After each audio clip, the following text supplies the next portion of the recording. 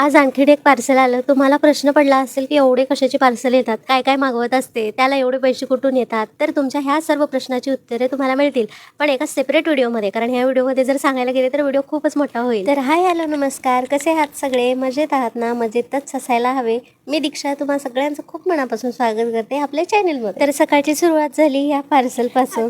आता पार्सलमध्ये काय आलं होतं ते नंतर सांगते. एवढी गडबड बघून तुम्हाला अंदाज आलाच असेल की आम्ही कुठेतरी जाणार आहोत. तर बरोबर ओळखलात तुम्ही. आम्ही निघालोय आरूच्या आजीकडे, म्हणजेच माझ्या मम्मीकडे. खूप दिवसानंतर जाण्यासाठी निघालो, म्हणून खूप गडबड चालू आहे. आरूचे डॅडा आमच्या सोबत येणार नव्हते, कारण त्यांचं कारण वेगळं आहे. ते फक्त आम्हाला ऑटोपर्यंत सोडायला आले होते. खूप वेळानंतर ऑटो भेटला आणि आम्ही निघालो. आता माझे माहेर काही लांब गावी वगैरे नाहीये, तरीही मला तिकडे जाण्यासाठी खूप वेळा विचार करावा लागतो, कारण आपली रोजची कामे आणि कॉलेज पण असतंच ना माझं. मग या सगळ्यांचा विचार करूनच मला हे सगळं ठरवावं लागतं. एका फ्रेंडची कमेंट होती की तुम्ही लातूरचे आहात का? तर हो, मी लातूरचीच आहे. तर लातूर हे माझं माहेर पण आहे आणि सासर पण आहे. तब्बल 1 तासाच्या अंतरावर असलेलं माझं माहेर एकदाचं आलं. आपली लेक आणि नातू आईच्या डोळ्यासमोर आले की तिचा आनंद गगनात मावत नसतो. मम्मी पण खूप खुश झाली. आणि ही माझी आजी आहे. आरूसोबत तिची चांगलीच मैत्री झाली आहे. तर ह्या आहेत माझ्या छोट्या बहिणाबाई, म्हणजेच आरूच्या माऊ. आणि आल्याबरोबर आरूने माऊला कामाला लावलं. आम्ही येणार आहोत म्हटलं की मम्मीने पुरणपोळीचा बेत ठरवला होता. आणि आम्ही कुठेही जाऊ, आमच्या रडारडीचा कार्यक्रम मात्र फिक्स ठरलेलाच असतो. मग पापडीची रिश्वत देऊन आरूला शांत केलं. तर माझं बालपण अशा वातावरणात गेलं आहे. सगळीकडे झाडे, फुलं, पक्षी, खूपच नैसर्गिक. तर हे मोठं झाड जे दिसतंय ना, तेव्हा जेव्हा आम्ही फर्स्ट टाइम इथे राहायला आलो होतो तेव्हा इवलूसच रोपटं आणलं होतं सोबत, आणि ते आम्ही टोकलं होतं. तर हे बघा किती मोठं झाले. साधारणतः 20 वर्ष झाली आम्ही इथे राहतोय. ते किती मोठं झाले. आणि या आंब्याची झाडं मम्मीने माझं लग्न झाल्यानंतरच लावलेली होती बहुतेक. आरू जन्मल्यानंतर ह्याला पहिला आंबा लागला होता. आणि ही खारकाची झाडं आहेत. आणि ही झेंडूची फुलं तर इतकी आवडली ना मला. हे बघा, तुम्ही पाहू शकता किती क्यूट दिसत आहेत. थांबा, तोडून दाखवते तुम्हाला.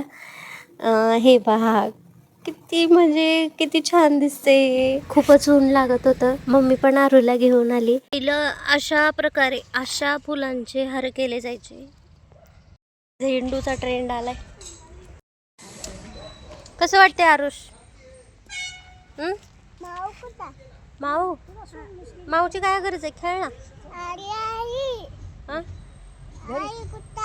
आई आई गेली घरामध्ये.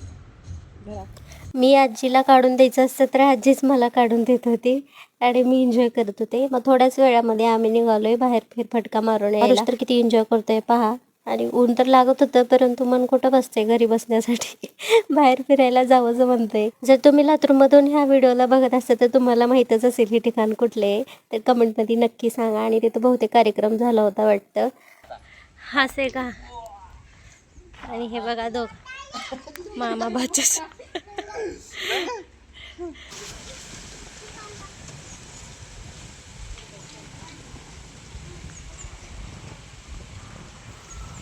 पिंपळाच्या पानाचा आवाज खूपच शांततेची जाणीव करून देत होता.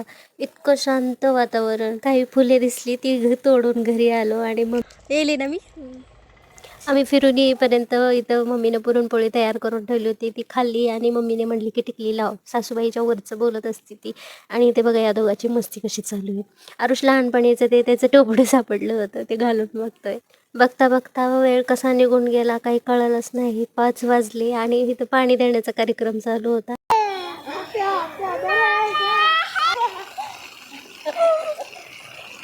बोला मालकीनताई, कसं वाटतंय? छान वाटतंय. तुम्ही येडू करता ते छान वाटतंय आम्हाला. आणि हे आहे माळी. आणि मला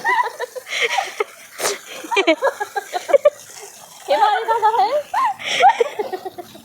हे माळी आहेत, ते त्यांना रोजानं ठेवलेलं आहे पाणी. ही आहे माळी. त्यांचं काम आहे झाडांना पाणी वगैरे घालायचं. काय म्हणतात? थोडंसं बोला काहीतरी. बोला ना. पेमेंट किती देतात? 3 टाइम खायला देते. 4 शब्द गोड गोड बोलते. तुम्हाला आजीच्या घरी येऊन कसं वाटतंय? छान वाटत. छान वाटत. असं लांबून बोलायचं थोडंसं. हा, बोला. छान वाटत. आवडलं घर तुम्हाला? हा. बर. तर हा आहे माझ्या घरासमोरचा व्ह्यू. हा रिंग रोड आहे, एकदम घराच्या समोरच आहे. आणि आम्ही थोडं पाणीपुरीच्या शोधामध्ये गेलो होतो. पाणीपुरी खाल्ली आणि घरी परत असताना हा व्ह्यू घेतला आम्ही. मम्मीने घरी येईपर्यंत फिश फ्राय करून ठेवली होती. लेक आली की काय करू आणि काय नको हे तिला झालेलं असतं. आणि मग फिश एन्जॉय केली आणि फिश पण पाहणं हार्ट शेपची झाली आहे. तेवढ्यात आमचे साहेब आले मम्मीच्या लग्नातली ही पेटी घेऊन. ही पेटी आहे मम्मीच्या लग्नातली. मम्मी किती वर्ष झाले लग्नाला तुझ्या? 30-35 वर्ष झाली. 35 वर्ष झालं. तरी बघा ही पीठ असं बटन दाबायचं, असं दाबून असं करायचं. इथं आरसा. माहेरी गेलो आणि बहिणींच्या मेकअपचं सामान घेऊन नाही आलो असं कधीच होऊ शकत नाही. आणि आली घरी परत जायची वेळ. येताना तर रिकामीच येते, पण माहेरून जाताना मात्र खूप सारं मम्मी बांधून देते. आरू जाताना असं परेशान करत होता, त्याला परत जाऊच वाटत नव्हतं. पप्पाने ॲटो करून दिला आणि आलो घरी. अरूला सकाळी जाताना आलेलं पार्सल बरोबर लक्षात होतं.